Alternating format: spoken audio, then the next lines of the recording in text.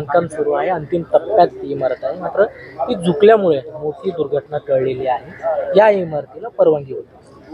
नाही, आता जर सुरुवातीला बघितलं तर आपल्याला ह्या इमारतीला परमिशन आहे, पण परमिशन जे कमेन्समेंट सर्टिफिकेट देतो त्याच्या व्यतिरिक्त बांधकाम झाल्याचं ते प्रायमा फेसिली दिसून येत आहे. त्याच्यामुळं हे असा जो टिल्ट होण्याचा प्रकार आहे त्याच्यामुळे घडलेला दिसून येतोय आणि निश्चितच आता ही इमारत धोकादायक झाल्यामुळे ह्याला निष्कासन किंवा पाडणं गरजेचं आहे.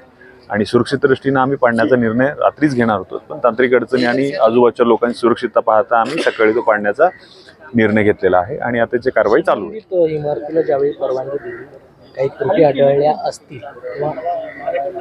तर या संबंधित अधिकाऱ्यांवर तुम्ही कारवाई करणार आहात?